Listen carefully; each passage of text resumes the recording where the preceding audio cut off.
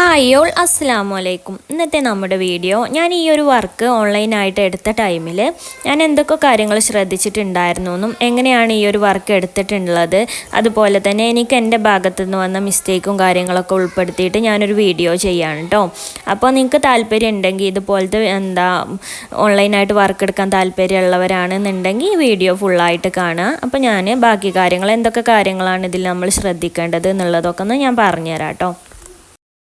ഞാൻ ഈ ഒരു വർക്ക് ഫിനിഷായ ടൈമിൽ വാട്സാപ്പിൽ സ്റ്റാറ്റസ് ഇട്ടിട്ടുണ്ടായിരുന്നു. ആ ഒരു ടൈമിൽ ഒരുപാട് ആൾ ചോദിച്ചിട്ടുണ്ടായിരുന്നു എങ്ങനെയാണ് അവിടെ നിന്നൊക്കെ വർക്ക് കിട്ടിയതെന്ന് ചോദിച്ചിട്ടുണ്ടായിരുന്നു.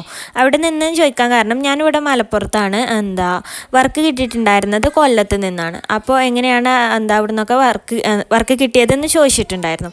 ഞാൻ എൻ്റെ ഇൻസ്റ്റഗ്രാമിൽ എൻ്റെ നമ്പർ കൊടുത്തിട്ടുണ്ട്. അപ്പോൾ ആ ഒരു നമ്പർ കണ്ടിട്ട് എൻ്റെ വാട്സപ്പ് വഴിയാണ് എനിക്ക് ഈ ഒരു വർക്ക് കിട്ടിയിട്ടുണ്ടായിരുന്നു. വാട്സപ്പിൽ മെസ്സേജും കാര്യങ്ങളൊക്കെ ചെയ്തിട്ടാണ് ഞങ്ങൾ വർക്ക് കൺഫേം ആക്കിയിട്ടുണ്ടായിരുന്നത്. അപ്പോൾ നമുക്ക് വർക്ക് ഫസ്റ്റ് നമ്മൾ ചെയ്യേണ്ടത് നമ്മൾ കോണ്ടാക്ട് ചെയ്യാനുള്ള നമ്പറോ അല്ലെങ്കിൽ നമുക്ക് മെസ്സേജ് അയക്കാൻ ഇൻസ്റ്റഗ്രാം എന്തെങ്കിലുമൊക്കെ ആയിട്ട് നമ്മൾ തുടങ്ങി വെക്കുക. എന്നിട്ട് അപ്പോൾ അതിലേക്കായിരിക്കും കേട്ടോ നമുക്ക് മെസ്സേജ് വരിക. അടുത്തൊരു കാര്യം എന്താണെന്ന് വെച്ചാൽ നമുക്ക് മെറ്റീരിയലിനെ കുറിച്ച് കറക്റ്റായിട്ടുള്ള കാര്യങ്ങൾ നമുക്കറിയാൻ കഴിയണം. എന്താണെന്ന് വെച്ചാൽ മെറ്റീരിയലിൻ്റെ റേറ്റ്, അതുപോലെ തന്നെ അവരൊരു മോഡൽ പറയുമ്പോൾ അവരവരുടെ മെഷർമെൻറ്റ് കാര്യങ്ങൾ നമുക്ക് പറഞ്ഞു തരുമ്പോൾ നമുക്ക് എത്ര അതിന് മീറ്റർ എടുക്കണം എന്നുള്ളത് നമുക്കൊരു കണക്ക് നമ്മുടെ കയ്യിൽ വേണം. പിന്നെ അവർ പറയുന്നതിനനുസരിച്ച് ചിലപ്പോൾ അവർ ഒരുപാട് ഫ്ലെയർ ആയിട്ടുള്ള ഡ്രസ്സ് ചെയ്യാൻ പറയുമ്പോൾ നമുക്ക് കറക്റ്റായിട്ട് എത്ര മീറ്റർ വേണം എന്നുള്ളതും, അതുപോലെ തന്നെ ആ ഒരു മെറ്റീരിയലിന് അവർ പറയുന്ന മെറ്റീരിയലിന് റേറ്റ് ഏകദേശമല്ല കറക്റ്റായിട്ടുള്ള റേറ്റ് നമുക്ക് എത്രത്തോളം വരും എന്നുള്ളതും നമുക്ക് പറഞ്ഞു കൊടുക്കാൻ അറിയണം. എന്നാൽ മാത്രമേ നമുക്ക് അവരുടെ മെറ്റീരിയലിൻ്റെ റേറ്റും അതുപോലെ തന്നെ ഷിപ്പിംഗ് ചാർജ്, നമ്മുടെ സ്റ്റിച്ചിങ്ങിൻ്റെ റേറ്റ് കാര്യങ്ങളൊക്കെ കൺഫേം ആക്കിയിട്ട് അവർക്കൊരു കറക്റ്റ് റേറ്റ് നമുക്ക് പറഞ്ഞു കൊടുക്കാൻ കഴിയുള്ളൂ. എനിക്കൊരു മിസ്റ്റേക്ക് പറ്റിയെന്ന് ഞാൻ പറഞ്ഞല്ലോ. മിസ്റ്റേക്ക് പറ്റിയത് എനിക്ക് ഈ ഒരു കാര്യത്തിലായിരുന്നു. നമ്മുടെ ഈ ഒരു കസ്റ്റമർ എന്നോട് പറഞ്ഞിട്ടുണ്ടായിരുന്നത് അവർക്ക് 4000 രൂപേൻ്റെ ഉള്ളിൽ എല്ലാ കാര്യങ്ങളും ഒതുങ്ങിയിട്ട് ചെയ്തു തരാൻ കഴിയുമെന്നാണ്. 4000 രൂപ എന്ന് പറഞ്ഞപ്പോൾ എന്നെ സംബന്ധിച്ച് എനിക്കത് വലിയൊരു റേറ്റ് ആയിരുന്നു. അപ്പോൾ ഞാൻ പറഞ്ഞു ഓക്കെ എനിക്കത് ചെയ്തു തരാൻ കഴിയും എന്നുള്ളത് ഞാൻ പറഞ്ഞു. അപ്പോൾ എന്താണെന്ന് വെച്ചാൽ അവർക്ക് മോൾക്കും ചെയ്യണം ആ ആൾക്കും ചെയ്യണം, രണ്ടാൾക്കും ഡോക്ടർ കോംബോ ആണല്ലോ നമ്മൾ ചെയ്തു കൊടുത്തത്. അപ്പോൾ എന്നെ സംബന്ധിച്ച് ഞാൻ ഒരു 1000 രൂപേൻ്റെ ഉള്ളിലായിട്ട് മെറ്റീരിയൽ എടുത്തിട്ട് എനിക്കും എൻ്റെ മോൾക്കും ഞാൻ ആ ഒരു മെറ്റീരിയലും കൊണ്ട് ഞാൻ ഡ്രസ്സ് ചെയ്യലുണ്ട്. അപ്പം ഞാൻ വിചാരിച്ച് 4000 രൂപ എനിക്ക് ഒരുപാട് റേറ്റ് ആയിട്ട് തോന്നിയത്. ഓക്കെ അതിൻ്റെ ഉള്ളിൽ എന്തായാലും എനിക്ക് ചെയ്ത് തരാൻ അതിലേറെ കുറവായിട്ട് എനിക്ക് ചെയ്ത് കൊടുക്കാൻ കഴിയുമെന്നാണ് ഞാൻ വിചാരിച്ചിട്ടുണ്ടായിരുന്നത്. ഞാൻ ആ ഒരു റേറ്റ് മാത്രമേ അവിടെ നോക്കിയുള്ളൂ. അത് എത്ര ആകും ഈ ഒരു മെറ്റീരിയൽ, അവർ ഈ പറഞ്ഞ ഈ ഒരു മെറ്റീരിയലിൻ്റെ റേറ്റ് ഏകദേശം എത്ര ആകും എന്നുള്ളതൊന്നും ഞാൻ ആലോചിക്കാതെയാണ് ഞാൻ അതാവും എന്നുള്ളത് ഞാൻ പറഞ്ഞിട്ടുണ്ടായിരുന്നു. അത് ഇനി ചെയ്ത് തരാമെന്നുള്ളത് ഞാൻ പറഞ്ഞിട്ടുണ്ടായിരുന്നത്. പിന്നീട് നമ്മൾ ഈ ഒരു മെറ്റീരിയലും കാര്യങ്ങളൊക്കെ വാങ്ങാനൊക്കെ ഇറങ്ങിയപ്പോഴാണ് എനിക്ക് വലിയ മിസ്റ്റേക്കാണ് സംഭവിച്ചതെന്ന് എനിക്ക് മനസ്സിലായത്. പിന്നെ നമ്മുടെ കസ്റ്റമറിനോട് സംസാരിച്ചിട്ട് അവരും ഓക്കെ പറഞ്ഞതിന് ശേഷമാണ് കേട്ടോ നമ്മൾ ബാക്കി കാര്യങ്ങളൊക്കെ ചെയ്തിട്ടുണ്ടായിരുന്നത്. പക്ഷേ നമ്മൾ ഫസ്റ്റ് ശ്രദ്ധിക്കേണ്ട കാര്യം അതാണ് എന്നുള്ളത് ഞാൻ പറഞ്ഞു എന്നുള്ളൂ. അപ്പോൾ നമ്മൾ ആദ്യം ശ്രദ്ധിക്കേണ്ട കാര്യമാണ് മീറ്റർ റേറ്റ് നമ്മൾ അറിഞ്ഞിരിക്കണം എന്നുള്ളത്. എനിക്ക് ഈ ഒരു വർക്ക് ഏറ്റെടുത്തപ്പോൾ എനിക്ക് ഒരുപാട് കാര്യങ്ങൾ ഈ ഒരു വർക്കിൽ നിന്ന് പഠിക്കാൻ കഴിഞ്ഞു കേട്ടോ. അതുതന്നെ വലിയൊരു കാര്യമാണ്. പക്ഷേ നമ്മുടെ കസ്റ്റമറും തന്നെ ഒരുപാട് നല്ലൊരാളായിരുന്നു. ഞാൻ പറയണതിനനുസരിച്ച് ഒരുപാട് നിന്നിട്ടുണ്ട്. അവരുടെ ഡിമാൻഡ് അനുസരിച്ച് മാത്രമല്ല എൻ്റെ കാര്യങ്ങളും കൂടെ ഞാൻ അവർക്ക് ഓരോ കാര്യങ്ങളും പറഞ്ഞു കൊടുത്തപ്പോൾ അതിനനുസരിച്ച് അവർ നിന്നിട്ടുണ്ടായിരുന്നു കേട്ടോ. അതുതന്നെ ഒരുപാട് സന്തോഷമായിട്ടോ. കാരണം അത്രയും നല്ലൊരു കസ്റ്റമറായിരുന്നു എനിക്ക് കിട്ടിയിട്ടുണ്ടായിരുന്നത്. കസ്റ്റമർ സൈഡിൽ നിന്നുള്ള സപ്പോർട്ടാണ് കേട്ടോ എനിക്ക് ഈ ഒരു ഡ്രസ്സ് ഫുള്ളായിട്ട് നല്ല ഫിനിഷിങ്ങോട് കൂടിയിട്ട് തന്നെ എനിക്കത് ചെയ്ത് കൊടുക്കാനും കഴിഞ്ഞത്. കാരണം അത്രയും എൻ്റെ കൂടെ സപ്പോർട്ടായിട്ട് അവരുണ്ടായിരുന്നു. അതുകൊണ്ട് തന്നെ എനിക്ക് അവർ 4000 എന്ന് പറഞ്ഞത് നമ്മുടെ മീറ്റർ റേറ്റ് കാര്യങ്ങളൊക്കെ ആയിട്ട് നമുക്ക് ആ ഒരു വർക്ക് 5000 രൂപക്കാണ് കേട്ടോ ചെയ്തിട്ട് 1000 രൂപ കൂടെ എക്സ്ട്രാ വേണ്ടി വന്നു നമുക്ക് ആ ഒരു വർക്ക് ഫിനിഷായി കിട്ടാൻ വേണ്ടിയിട്ട്. കാരണം ഈ ഒരു ഡ്രസ്സിൻ്റെ ഈ ഒരു മെറ്റീരിയലിൻ്റെ മീറ്റർ റേറ്റ് 279 രൂപൻ്റെ അടുത്ത് മീറ്റർ റേറ്റ് വന്നിട്ടുണ്ടായിരുന്നു. അപ്പോൾ നമ്മൾ അവർക്ക് ഫ്ലെയർ ആയിട്ടുള്ള പ്ലാസോ, മോൾക്കും ആൾക്കും ഫ്ലെയർ ആയിട്ടുള്ള പ്ലാസോ, അതിന് തന്നെ അത്യാവശ്യം മീറ്റർ 6 മീറ്റർ 5 മീറ്ററിൻ്റെ അടുത്ത് ഞാൻ എടുത്തിട്ടുണ്ടായിരുന്നു. പിന്നെ അതുപോലെ തന്നെ ടോപ്പ് ചെയ്യാൻ, പിന്നെ ഷോള് ചെയ്യാൻ, മോൾക്ക് ടോപ്പ് ചെയ്യാൻ അങ്ങനെയൊക്കെ കൂടെ നമ്മൾ മെറ്റീരിയൽ എടുത്തപ്പോൾ തന്നെ നമുക്ക് 4000 രൂപേൻ്റെ അടുത്ത് തന്നെ നമുക്ക് മെറ്റീരിയലിന് റേറ്റ് വന്നിട്ടുണ്ടായിരുന്നു കേട്ടോ. പിന്നെ നമ്മുടെ സ്റ്റിച്ചിങ് ചാർജ് കാര്യങ്ങളൊക്കെ ആയപ്പോൾ നമുക്ക് ഈ ഒരു വർക്ക് 5000 രൂപക്കാണ് ചെയ്ത് കൊടുക്കാൻ കഴിഞ്ഞത്. അപ്പോൾ നമ്മൾ ഓരോരുത്തരും ഇതിൽ എനിക്ക് ഒരുപാട് കാര്യങ്ങൾ പഠിക്കാൻ പറ്റി. അതുപോലെ തന്നെ അവർ കസ്റ്റമർ സപ്പോർട്ടാണ് കേട്ടോ എനിക്ക് ഇത് ചെയ്ത് കൊടുക്കാൻ പറ്റിയത്. അല്ലെങ്കിൽ അവരിത് വേണ്ടാന്ന് പറഞ്ഞ് പോയിട്ടുണ്ടെങ്കിൽ എനിക്ക് അത് അവിടെ വെച്ച് സ്റ്റോപ്പ് ചെയ്യേണ്ടി വന്നിരുന്നു. പക്ഷേ അവരുടെ സപ്പോർട്ടും കൊണ്ടാണ് ഞാൻ ഈ ഒരു വർക്ക് ഫുള്ളായിട്ട് ഫിനിഷ് ആയത്. ഞാൻ ഈ ഒരു കാര്യങ്ങളൊക്കെ തുറന്ന് പറഞ്ഞിട്ടൊരു വീഡിയോ ചെയ്യണത് എന്താണെന്ന് വെച്ചാൽ ബിഗിനേഴ്സ് ആയിട്ടുള്ള ഒരുപാട് ആൾക്കാർക്ക് ഇതുപോലെ പുറത്ത് നിന്ന് ഓർഡറൊക്കെ കിട്ടിയിട്ട് വർക്കൊക്കെ ചെയ്ത് കൊടുക്കാൻ താല്പര്യമുള്ളവരുണ്ട്. അപ്പോൾ അവർക്കൊക്കെ വേണ്ടിയിട്ട് എൻ്റെ ഒരു അനുഭവം ഞാൻ പങ്കുവെച്ചു എന്നുള്ളൂ.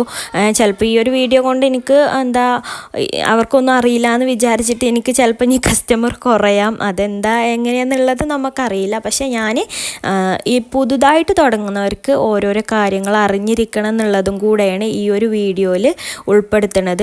അപ്പോൾ നിങ്ങൾക്ക് ഉപകാരപ്പെടുന്നുണ്ട് എന്ന് വിചാരിക്കണം. ഇനി ബാക്കി നമ്മൾ ശ്രദ്ധിക്കേണ്ട കാര്യങ്ങൾ എന്താണെന്നുള്ളത് ഞാൻ പറയാം കേട്ടോ. അടുത്ത കാര്യം എന്താണെന്ന് വെച്ചാൽ നമ്മൾ എന്ത് ചെയ്യണം, നമ്മളൊരു ഓർഡർ എടുക്കുന്ന ടൈമിൽ നമ്മുടെ കസ്റ്റമർ സൈഡിൽ നിന്ന് ഒരു അഡ്വാൻസ് ആയിട്ട് എന്തെങ്കിലും ഒരു എമൗണ്ട് നമ്മൾ വാങ്ങിച്ച് വെക്കണം.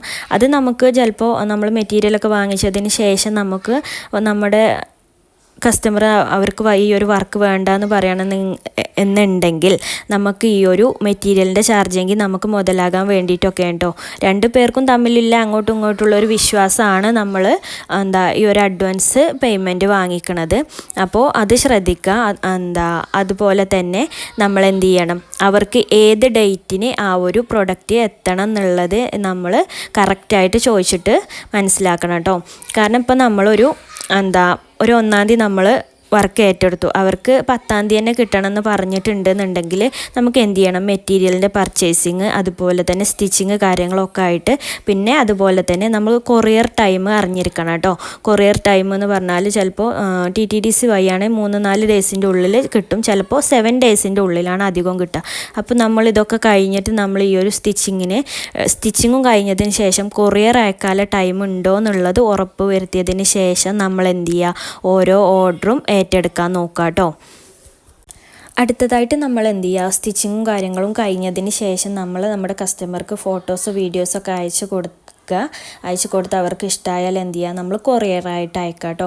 കൊറിയർ ചാർജ് നമ്മൾ ആദ്യം തന്നെ അറിഞ്ഞിരിക്കണം. കൊറിയർ ചാർജും ഫസ്റ്റിൽ നമ്മൾ ആ ഒരു ഓർഡർ എടുക്കുന്ന ടൈമിൽ തന്നെ നമ്മൾ കസ്റ്റമറോട് പറയണം കേട്ടോ. ഇത്രയും കൊറിയർ ചാർജ് വരും, അതുപോലെ തന്നെ സ്റ്റിച്ചിങ് ചാർജ് വരും, മെറ്റീരിയലിന് ഇത്ര റേറ്റ് വരും, ഇതൊക്കെ ഓക്കെ ആണ് എന്നുണ്ടെങ്കിൽ മാത്രം നമ്മൾ ഓർഡർ കൺഫേം ആക്കാം. കൊറിയർ അയക്കാൻ പോസ്റ്റ് വഴി ആയിട്ടും നമുക്ക് അയക്കാം, TTDC വഴി ആയിട്ട് അങ്ങനെയും കൊറിയർ അയക്കാം കേട്ടോ. ആ ഒരു കൊറിയറിൻ്റെ ടൈമും കൂടെ ഉൾപ്പെടുത്തിയിട്ടാണ് നമ്മൾ എന്ത് ചെയ്യേണ്ടത്, ഓരോ ഓർഡറും ഏറ്റെടുക്കേണ്ടത്. പിന്നെ അതുപോലെ തന്നെ കസ്റ്റമർ അഡ്രസ്സ് നമ്മൾ എന്ത് ചെയ്യണം, കറക്റ്റായിട്ട് എഴുതി വാങ്ങിക്കണം. അതുപോലെ തന്നെ അവരെ വിളിച്ചാൽ കിട്ടുന്ന മൊബൈൽ നമ്പർ അത് നമ്മൾ കറക്റ്റായിട്ട് വാങ്ങിക്കണം കേട്ടോ. അത് വാങ്ങിച്ച് അതും കൂടെ നമ്മൾ എന്ത് ചെയ്യണം, നമ്മൾ കൊറിയർ അയക്കുന്ന ടൈമിൽ അതിൽ എഴുതി കൊടുക്കണം. നമ്മുടെ അഡ്രസ്സും എഴുതണം, അതുപോലെ തന്നെ നമ്മുടെ കസ്റ്റമർ അഡ്രസ്സും കറക്റ്റായിട്ട് എഴുതിയതിന് ശേഷം നമ്മൾ കൊറിയർ അയക്കേണ്ടത്. ഫസ്റ്റിൽ തന്നെ നമ്മൾ പറയാൻ നമുക്ക് ക്യാഷ് ഓൺ ഡെലിവറി ഒന്നും അവൈലബിൾ അല്ല. നമ്മൾ ഗൂഗിൾ പേ അല്ലെങ്കിൽ ഫോൺ പേ വഴിയാണ് നമ്മൾ പേയ്മെൻറ്റ് സെറ്റിൽ ചെയ്യാറ് എന്നുള്ളത് നമ്മൾ പറഞ്ഞു കൊടുക്കണം. ഓൺലൈൻ പേയ്മെൻറ്റാണ്, നമ്മൾ ഓൺലൈൻ ആയിട്ടാണ് വർക്ക് എടുക്കുന്നത്. അപ്പോൾ അതുപോലെ തന്നെ ഓൺലൈൻ പേയ്മെൻറ്റാണ് നമ്മൾ ചെയ്യുന്നത്. അപ്പോൾ നമ്മൾ കൊറിയർ അയക്കുന്നതിൻ്റെ മുമ്പായിട്ട് നമ്മൾ ഫുൾ പേയ്മെൻറ്റ് സെറ്റിൽ ചെയ്തതിന് ശേഷം മാത്രം എന്ത് ചെയ്യുക, നമ്മൾ കൊറിയർ അയക്കാൻ ശ്രദ്ധിക്കുക കേട്ടോ. ഇത്രയും കാര്യങ്ങളാണ് നമ്മളൊരു വർക്ക് ഏറ്റെടുക്കുമ്പോൾ ശ്രദ്ധിക്കേണ്ട കാര്യങ്ങൾ. ഞാനിതിൽ ഒരുപാട് കാര്യങ്ങൾ ഉൾപ്പെടുത്തിയിട്ടുണ്ട്, എന്തെങ്കിലും വിട്ടുപോയിട്ടുണ്ടോ എന്നുള്ളത് എനിക്കറിയില്ല.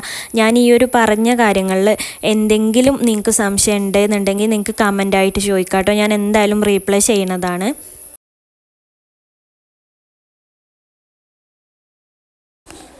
ഈ ഒരു റീപ്ലൈൻ്റെ കാര്യം ഇതിൽ പറഞ്ഞപ്പോഴാണ് എനിക്കൊരു കാര്യം കൂടെ ഓർമ്മ വന്നത്. നമ്മുടെ കസ്റ്റമർ സൈഡിൽ നിന്ന് നമുക്ക് മെസ്സേജസ് വരുമ്പോൾ നമ്മൾ കറക്റ്റായിട്ട് റീപ്ലൈ കൊടുക്കണം കേട്ടോ.